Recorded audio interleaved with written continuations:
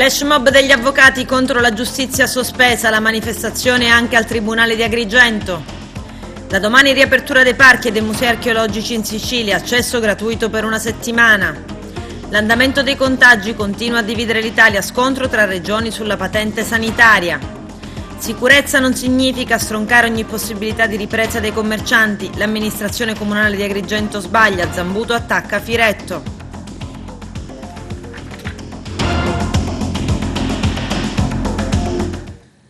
Bentrovati gentili telespettatori al nostro appuntamento con l'informazione. Al Tribunale di Agrigento, flash mob degli avvocati contro l'inerzia della giustizia in questo momento di emergenza. Il nostro direttore Arturo Cantella. Anche gli avvocati agrigentini hanno aderito oggi alla protesta nazionale che si è svolta davanti alle sedi dei palazzi di giustizia. Tutti noi avvocati d'Italia riconsegniamo i nostri codici davanti ai tribunali, questo è scritto nel comunicato stampa. Gli avvocati lanciano così il loro grido di dolore per la giustizia sospesa e non ci vogliamo arrendere. Tale evento è dovuto al fatto che da quando è scoppiata la pandemia i luoghi dove si esercita la giustizia sono stati chiusi come tanti altri uffici, ma ancora non si riprende nonostante numerose attività siano state riaperte. La discrezionalità è lasciata da parte del Ministero ai presidenti dei tribunali, per cui nelle varie città italiane ognuno decide per sé, senza una condotta univoca e una data certa, che non può essere certo il prossimo mese di settembre. Gli avvocati agrigentini, riuniti così davanti al tribunale di Via Mazzini, prima di consegnare i codici, hanno cantato l'inno di Mameli, poi in coda ognuno di loro ha depositato il proprio innanzi allo slargo adiacente all'ingresso dello stesso, una manifestazione che ha avuto un'ottima partecipazione. Sono stati circa un centinaio i legali che hanno aderito alla protesta. Non è una manifestazione, è la volontà di fare capire un po' a tutti i cittadini il disagio che sta vivendo l'avvocatura. Noi dal mese di marzo non abbiamo nessun accesso al tribunale, il tribunale per gli avvocati è sbarrato, non abbiamo possibilità di accedere nelle cancellerie, le udienze non si fanno e quelle che sono state poste all'attenzione sono tutte rinviate da qui a settembre, per cui c'è una stasi dell'attività giudiziaria che si protrae dal mese di marzo e che ottimisticamente dovrebbe riprendere a regime a settembre. Quindi si tratta di 6-7 mesi di giustizia sospesa, di giustizia negata ai cittadini. Naturalmente questa consegna è simbolica. Non è un atto di contrapposizione alla magistratura o alla giustizia in sé, ma semplicemente un invito affinché anche gli avvocati vengano sentiti in questo momento in cui è decisivo il contributo di tutti gli operatori della giustizia, perché gli avvocati sono una parte integrante del sistema giustizia e non delle semplici comparse.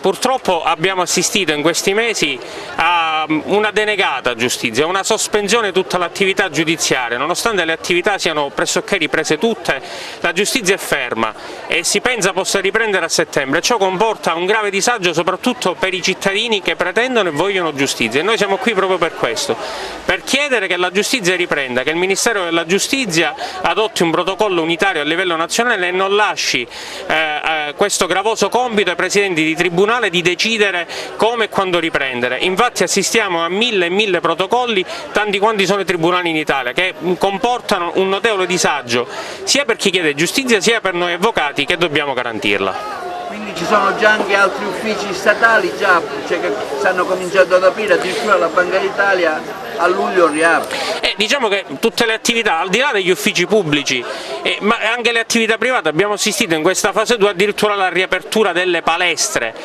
dove si concentra un numero elevato, teoricamente un numero di persone che possono riportare una recrudescenza del virus. Non capiamo perché con gli adeguati mezzi noi chiediamo il rispetto della salute ma la ripresa dell'attività giudiziaria. Da chi dipende la risposta? Dal Ministero della Giustizia, che non ha adottato assolutamente un protocollo unitario, bensì ha lasciato, come dicevo, alla discrezionalità dei vari presidenti dei tribunali le modalità di ripresa. Quindi ci sono tribunali che magari aprono prima o già funzionano? Sì, le cui attività, le cue udienze si tengono in maniera differente rispetto magari anche al nostro. Siamo qui per manifestare contro la paralisi dell'attività giudiziaria, la completa paralisi dell'attività giudiziaria. che praticamente refluisce sul nostro lavoro, refluisce sul nostro modo di lavorare con i clienti e quant'altro. Non si può continuare così, bisogna riaprire gli uffici giudiziari. Soltanto che spero che questa manifestazione, insieme a quella degli altri avvocati in Italia, dia veramente una sveglia al Ministro per fare ripartire la giustizia con servizio essenziale, solo questo vogliamo. In Sicilia solo 3 nuovi casi di coronavirus, 4 nuove guarigioni accertate in provincia di Agrigento portano il numero delle persone che hanno sconfitto il coronavirus a 107 nell'Agrigentino. Ad Agrigento città da oggi non ci sono più positivi, altre guarigioni si sono registrate a Sciacca, Porto Empedocle e Sicuriana, 240 i tamponi eseguiti oggi, fermo a 14 il numero dei decessi, mentre scende quello relativo ai ricoveri, invariato il numero delle vittime. Da domani i musei regionali, i parchi archeologici e gli altri siti siciliani della cultura riaprono al pubblico dopo la chiusura forzata dovuta all'emergenza coronavirus. La cultura riparte, è il messaggio che la Regione vuole dare a tutti e per farlo dal 30 maggio a domenica 7 giugno i musei e le aree archeologiche dell'isola apriranno gratuitamente. Lello Casesa. Riapriranno sabato in Sicilia musei, parchi archeologici e di tanti siti culturali nell'isola dopo la forzata chiusura a causa Covid-19 degli ultimi mesi. Lo slogan scelto dal nuovo assessore ai beni culturali di entità siciliana Samonà è /La cultura riparte. Prevede infatti in questa fase dal 30 maggio a domenica 7 giugno che i musei e le aree archeologiche apriranno gratuitamente ai visitatori. L'iniziativa del governo è destinata a rilanciare l'attività culturale nell'isola e vuole essere un segnale di ringraziamento ai siciliani e a tutti coloro che rimanendo a casa in questo periodo hanno contribuito alla limitazione dei contagi, i cui dati fortunatamente nell'isola non hanno raggiunto i livelli di altre zone d'Italia.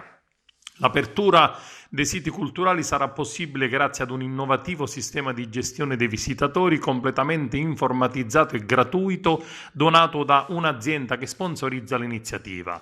Una invenzione creata da 2 medici siciliani che consente la gestione dei flussi evitando assembramenti e code. Le informazioni richieste per la prenotazione, che diventerà obbligatoria cliccando sul sito per verificare la disponibilità del giorno e l'orario, saranno conservate per un breve periodo nel rispetto delle disposizioni nazionali Covid-19 ed anche per avere dei dati statistici sui flussi turistici. Gli ingressi nei siti culturali saranno contingentati e sottoposti a tutte le misure sanitarie previste dalla legge. Sarà necessario esibire all'ingresso la prenotazione per accedere tranquillamente. Non sarà consentito per ragioni di sicurezza e per mantenere il distanziamento l'ingresso a coloro che non avranno preventivamente utilizzato il sistema di prenotazione online. Il 30 maggio riapriranno esclusivamente quei siti che si sono dichiarati pronti alle prescrizioni sanitarie e di sicurezza a tutela di lavoratori e visitatori. Tra questi la maestosa Valle dei Templi, il Teatro Antico di Taormina, il Duomo di Monreale, l'area archeologica di Segeste e Selinunte, la Villa Romana del Casale a Piazza Armerina e tanti altri siti di interesse storico-culturale. La cultura riparte è il messaggio forte di Samonà, assessore ai beni culturali, identità siciliana, per la ripartenza della Sicilia. Sotto il segno della cultura prende siti archeologici, musei, luoghi della memoria. Fra i siti che riaprono ci sono anche la Neapolis di Siracusa, il Palazzo Bellome. Il pensiero va naturalmente al direttore del Parco Archeologico Calogero Rizzuto e alla funzionaria Silvana Ruggeri, tragicamente scomparsi a causa del virus. A loro, conclude Samonà, dedichiamo la riapertura nel segno del loro amore per la cultura e la bellezza. Il candidato sindaco ed ex sindaco di Agrigento Marco Zambuto interviene a seguito del provvedimento di stop alla vendita di alcolici dalle 21 e di chiusura dei locali entro le ore 24 che sarà in vigore per tutto il mese di giugno ad Agrigento. Come può il governo nazionale incentivare la riapertura degli esercizi commerciali e quello locale, scrive Zambuto, e invece tagliare in tronco ogni possibilità di ripresa? Garantire il distanziamento sociale non può e non deve tradursi con l'impedire ai locali la vendita di alcolici dopo le 21 21 e una serrata imposta alle 24. Se al loro interno i locali sono in grado di garantire tutte le norme di sicurezza con le dovute precauzioni riscontrabili dalle forze di polizia, devono poter lavorare. Chi tra tanti sacrifici ha deciso di riaprire ha la mia massima solidarietà, sottolinea. L'attuale amministrazione è responsabile di una nuova e grave, se non mortale, bastonata economica che i commercianti non dovrebbero subire. Se questa misura è adeguata per Milano non significa che lo sia per Agrigento. Concludo, scrive Marco Zambuto, ribadendo massimo rispetto per le forze dell'ordine che hanno maggiori difficoltà nel far rispettare le giuste distanze nei luoghi pubblici e non in quelli privati. L'andamento dei contagi da Covid-19 continua a dividere l'Italia, non solo da un punto di vista sanitario o epidemiologico, ma anche politico. I rapporti tra le regioni si fanno tesi e scontro sulla patente sanitaria per i turisti. Il governatore della Sicilia Musumeci non arretra. Carmelo Lentini. Dopo la Sardegna, anche la Sicilia chiede il patentino sanitario per entrare nell'isola. In caso contrario scatterebbe la quarantena. Tutto questo a meno di una settimana dal prossimo 3 giugno che stabilisce la libera circolazione tra le regioni. Nei giorni scorsi il presidente Nello Musumeci, parlando al condizionale, aveva dichiarato: servirebbe una sorta di patente per i turisti, si tratta di definire il criterio. Ma si tratta di soluzione parziale perché il virus continua ad essere presente anche in soggetti asintomatici. Credo che bisognerà adottare una soluzione, intanto pensiamo ad un turismo autoctono composto da siciliani che si muovono da un posto all'altro della Sicilia. Stiamo parlando di milioni di persone. Questa frase non è piaciuta al sindaco di Milano Sala che ha maldigerito il pensiero del governatore siciliano. Vedo che alcuni presidenti di regione, come Toti Liguria, dice accoglierò a braccia aperte i milanesi. Altri, non li cito, parlano di patente di immunità. Ora parlo da cittadino ancora prima che da primo cittadino. Io quando deciderò dove andare per un weekend o una vacanza me ne ricorderò. Se Sicilia e Sardegna frenano, il motivo è dovuto all'alto numero di contagi presenti soprattutto nel nord-ovest. Tanto dipende da dati fondamentali che arriveranno questo venerdì 29 maggio per stabilire se potranno essere autorizzati o meno gli spostamenti. Chiaramente gli esperti si prenderanno del tempo, si parla di 24-36 ore, per vedere l'andamento della curva e solo a loro si riunirà il governo per decidere. Come si può notare permane molta incertezza e c'è il rischio che la Lombardia, ma anche Piemonte e probabilmente anche l'Emilia Romagna rischiano di rimanere isolate. Ma c'è da tenere in considerazione l'indice di contagio, il numero dei tamponi fatti e le persone che si trovano in terapia intensiva. Sulla questione si registra l'intervento del ministro degli affari regionali Boccia, il quale dichiara che una regione non può adottare provvedimenti che ostacolino la libera circolazione delle persone. Se tutte le regioni ripartono senza distinzione sul profilo dei cittadini di ogni regione, la distinzione tra i cittadini di una città rispetto all'altra non è prevista. Se siamo sani ci muoviamo. Diverso è prevedere una fase di quarantena, ma non siamo in quella condizione. Ed anche in quel caso ci vuole un accordo tra le parti. In poche parole, tutto rimane in alto mare in attesa di tempi migliori. A Messina monta la protesta del Movimento dei Tavolini, una battaglia per velocizzare le procedure per l'occupazione del suolo pubblico in modo da consentire di rilanciare le attività dopo il lungo periodo di chiusura legato al lockdown. C'è il servizio.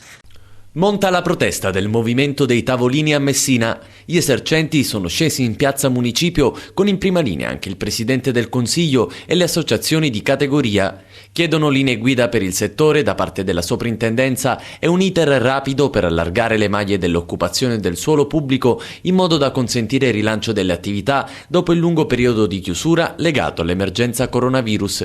Il rischio, evidenziano i promotori del sit-in, è che la burocrazia possa dare il colpo di grazia a numerosi imprenditori. Come simbolo dell'iniziativa sono stati collocati in piazza 3 tavolini. Noi non chiediamo meno regole, assolutamente, noi chiediamo un iter chiaro, definito, un protocollo d'intesa standard, stabile, che non vieti le fioriere, che non vieti gli ombrelloni e che consenta a quegli imprenditori che hanno quella forza economica residua di queste somme che arriveranno dal fondo perduto, dai famosi 25.000 euro, di prendere questi soldi e trasformarli in investimenti, perché se con questi soldi loro si pagano i debiti, hanno chiuso. Se loro investono nelle loro attività commerciali, noi abbiamo una possibilità, altrimenti questa città è destinata a non avere un futuro. Se la soluzione da parte della sovrintendenza non arriverà in maniera diametralmente opposta a quanto accade in tutte le altre città d'Italia, da Firenze a Torino, e da Roma a Milano, ma anche ad Agrigento, a Siracusa e a Ragusa, io credo che il Presidente della Regione e il Presidente dell'Assemblea regionale coglieranno la sensibilità di questa piazza e di questi imprenditori e troveranno loro una soluzione. Mentre le previsioni legislative prevedono che si possa occupare il suolo pubblico in regime di esenzione, quindi gratuitamente dall'1 maggio al 31 ottobre, e lo stesso decreto legge, così denominato rilancio, prevede anche che si possa derogare ai pareri della sovrintendenza durante questo periodo. Nonostante questo ci ritroviamo nei confronti della sovrintendenza a non riuscire a chiarirci su quelle che sono le linee che la sovrintendenza intende poi seguire dal 31 ottobre in poi. Messina è una città turistica, da 10 anni la Confesercenti porta avanti una battaglia con le istituzioni messinesi relativamente all'occupazione del suolo pubblico. Non siamo riusciti né a avere canoni accettabili, perché per 10 anni abbiamo pagato quanto pagavano i pubblici esercizi con vista sul Colosseo a Roma. Dopo 10 anni abbiamo avuto una tariffa normale soltanto perché l'hanno sentenziato i tribunali. Ci siamo ritrovati alla Galleria Vittorio Emanuele, dove a fronte di un'occupazione del suolo pubblico che è durata per anni, dall'oggi al domani abbiamo dovuto ritirare le occupazioni e le attività all'interno della galleria sono fallite. Con la sovrintendenza ci ritroviamo pareri dati a Piazza Lepanto rispetto alle occupazioni e rispetto alle quali la sovrintendenza scrive al Consiglio Comunale oggi che quelle occupazioni devono essere dismesse. Quindi questa mancanza di certezza non fa altro che distruggere le attività che oggi siamo qui a rappresentare. A Porto Empedocle un uomo ha minacciato di buttarsi da una finestra di un ufficio comunale. Momenti di panico, l'intervento delle forze dell'ordine che con impegno sono riuscite a sedare la rabbia del trentenne ha scongiurato il peggio. Il motivo del gesto sembrerebbe essere collegato ad una richiesta di un alloggio popolare fatta dal giovane giorni fa, di cui il sindaco Ida Carmina si stava già occupando. A causa dello scompiglio creato per l'uomo è scattata la denuncia alla procura di Agrigento per ipotesi del reato di interruzione di pubblico servizio. All'uomo è stato assegnato comunque l'alloggio popolare. Il nostro direttore Arturo Cantella oggi è andato all'Istituto Gallo di Agrigento per vedere come la scuola ha vissuto la didattica a distanza e come si sta preparando agli esami di Stato. Vediamo. Il Gallo sempre presente, avete continuato l'attività con online, ecco, quale obiettivo avete raggiunto, signora? La scuola si è attrezzata subito e devo dire con grande professionalità da parte dei docenti per la didattica a distanza, per la DAD. E abbiamo comprato circa 45 computer sia con le sovvenzioni che ci sono venute dalla Regione e dello Stato, che abbiamo distribuito ai ragazzi che avevano difficoltà perché in famiglia magari c'erano più studenti e quindi non potevano avere quel computer a disposizione. Diciamo che abbiamo avuto dei risultati positivi, anche se qualche criticità nasce sempre quando qualcosa di nuovo emerge anche nella didattica. Diciamo determinati ragazzi che magari a scuola non avevano dato segno di interesse e motivazione, con la DADI hanno diciamo, cercato di dare il meglio di se stessi, mentre qualche ragazzo ha pensato che con la promozione facile potesse abbandonare anche il discorso di seguire in maniera pedissequa ogni giorno tutte le lezioni. siamo contenti del lavoro che abbiamo ottenuto, con le criticità del momento, con tutto quello che questo momento storico, sociale e culturale ci ha riservato, però i nostri ragazzi e i nostri professori, la grande volontà dei nostri professori, che molto spesso stavano anche 12 ore, mattina e pomeriggio, a cercare di rintracciare quei ragazzi che magari la mattina erano sordi ad ogni stimolo. Pertanto ora stamattina siamo qua perché ci stiamo organizzando col Comitato Tecnico agli esami di Stato. Chiaramente seguiremo delle procedure secondo i termini di legge dettati dal MI e noi ce la metteremo tutta affinché questi ragazzi possano vivere un momento tranquillo di un esame completamente diverso rispetto a quello che loro si aspettavano nella vita. E la vita di ogni studente è segnato proprio dall'esame di Stato, se lo devono ricordare, perché è così per tutti, l'abbiamo vissuto tutti, se lo ricorderanno come un momento diverso, ma con la preparazione che hanno avuto, con le motivazioni a cui sono stati sottoposti, con gli stimoli che hanno avuto. Spero che possano raggiungere meglio di quello che loro hanno appreso come competenze anche in modalità DAD. Eurolingue riprende le attività didattiche. Alle 16 in programma una videoconferenza per i docenti di lingua inglese. L'intervista alla responsabile di Eurolingue, Adriana Iacono. Dopo il Covid-19 Eurolingue ad Agrigento, ma non solo, riprende l'attività. In che modo?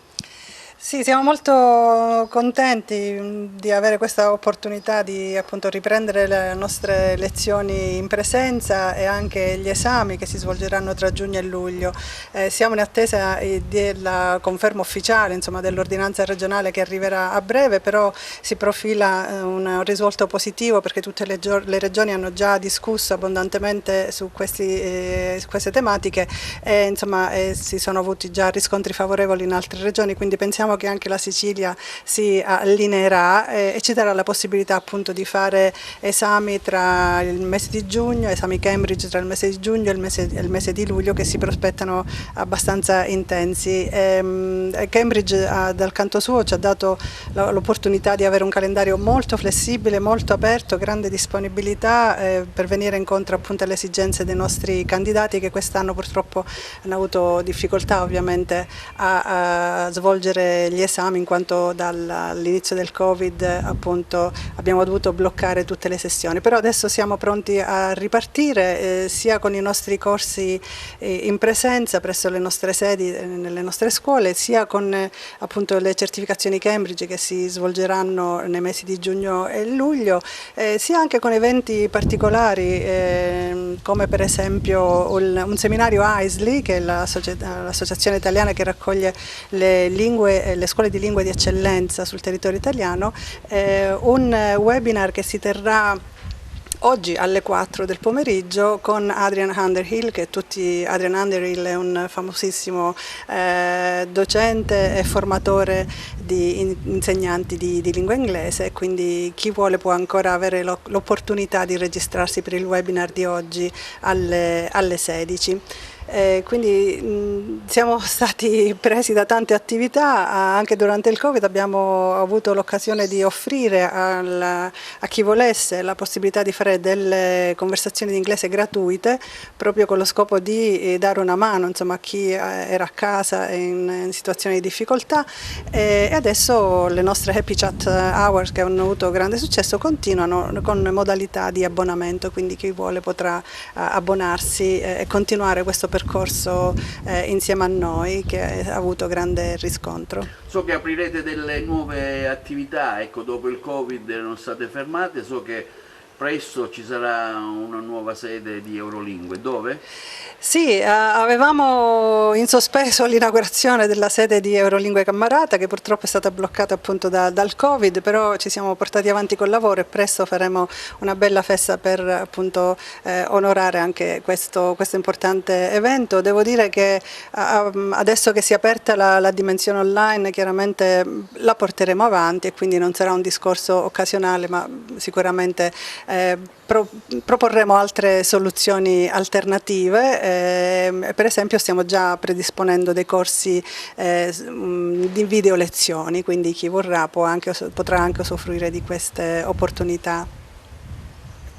Da fonti giornalistiche scopriamo che nella giornata di ieri 3 esponenti regionali di Forza Italia hanno compiuto una visita istituzionale a Casteltermini. Recita così una nota del Movimento 5 Stelle proprio di Casteltermini, che aggiunge: nulla di strano se non fosse per i ringraziamenti e complimenti espressi dal commissario Antonio Garofalo ai riguardi dei 3 esponenti politici. Il commissario Garofalo, riporta l'articolo di Grandangolo, ha usato parole di ringraziamento verso gli esponenti politici regionali, dichiarandosi fiducioso nell'esito delle azioni che si porranno in essere. Lo stesso Garofalo ha sottolineato il merito di Savona, Mancuso e Gallo di aver testimoniato un concreto riavvicinamento della politica al territorio, manifestando vicinanza e attenzione verso le comunità locali e periferiche che da decenni sono state avvolte dall'indifferenza delle istituzioni. È grave, scrive il Movimento 5 Stelle, che un commissario straordinario al quale compete la sola ordinaria amministrazione del comune, in attesa della sentenza della Cassazione sulla sindacatura Pellitteri, si mettesse a pubblicizzare direttamente o indirettamente una specifica compagine politica a ridosso di potenziali elezioni amministrative.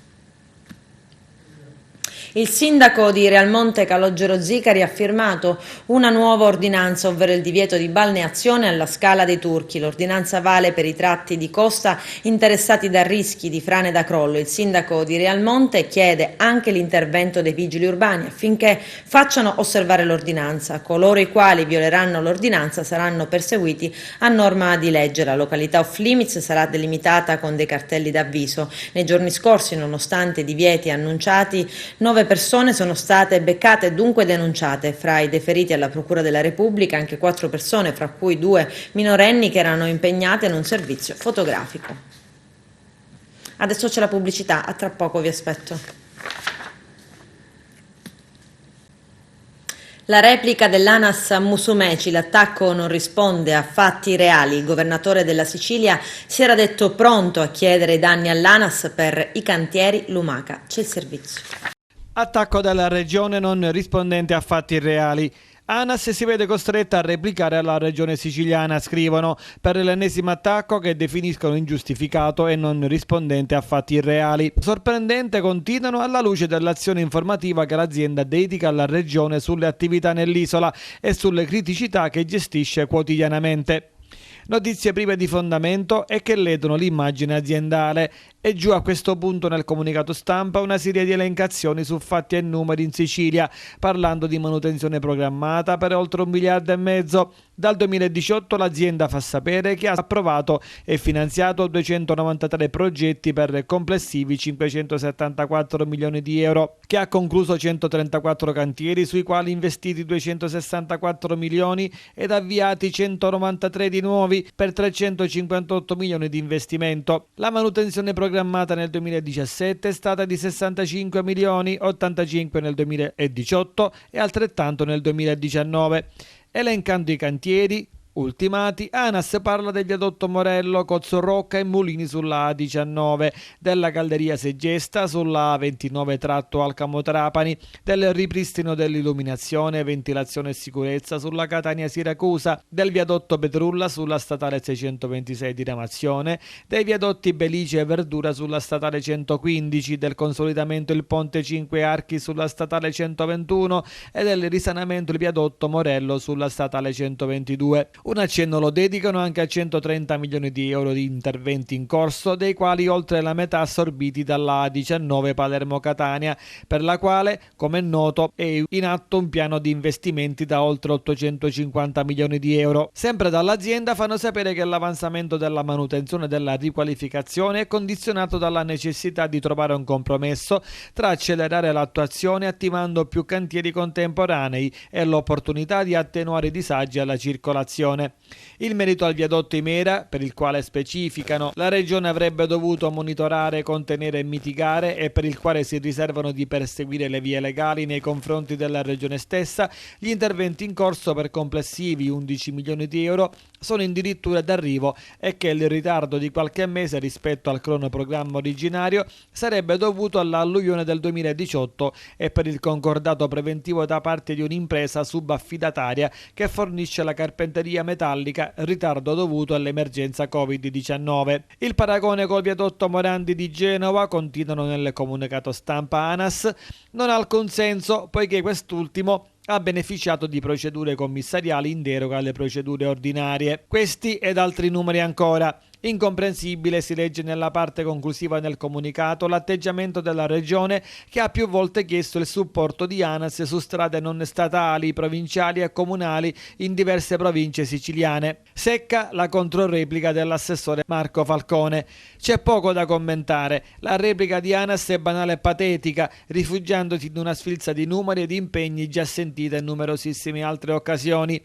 La mole di investimenti, continua Falcone, da quando siamo al governo della Regione è rimasta solo sulla carta e mai riversata in cantieri e lavoro. Il governo Musumeci va avanti nella sua iniziativa a difesa della dignità e delle legittime aspettative dei siciliani e conclude: ci vediamo in tribunale.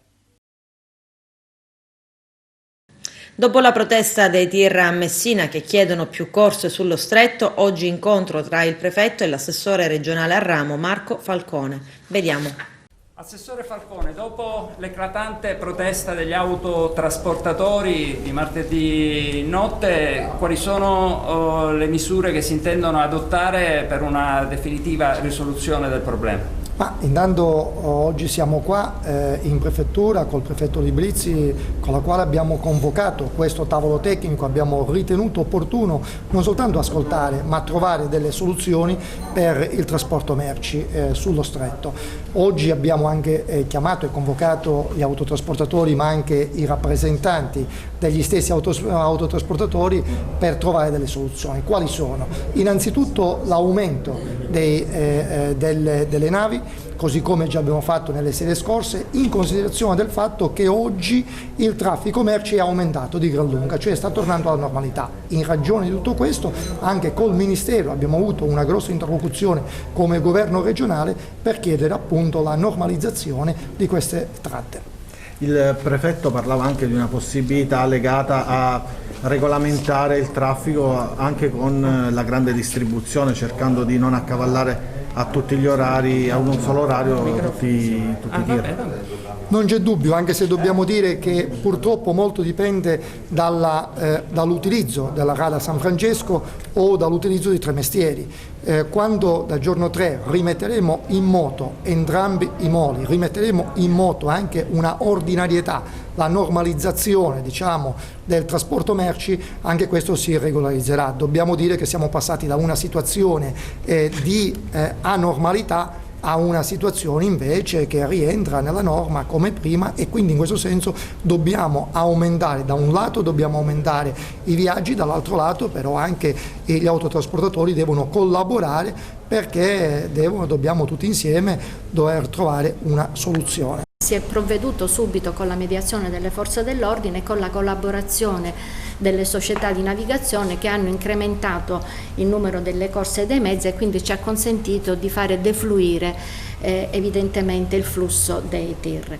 Nei giorni successivi, in questi giorni, sono state incrementate le corse, per cui in qualche modo si è determinato un flusso regolare. Oggi evidentemente la situazione è un po' più complessa perché abbiamo la chiusura dello svincolo di Tremestieri per i lavori in corso già programmati, e quindi questo determina più che altro nel flusso veicolare qualche difficoltà. È chiaro che evidentemente la riunione di oggi è finalizzata proprio a individuare delle soluzioni, soprattutto l'obiettivo è quello di evitare un concentramento di tir in una sola fascia oraria. Vedremo anche con la collaborazione della Regione se si possono individuare delle soluzioni che chiaramente coinvolgono le grandi distribuzioni, il porto e Tremestieri.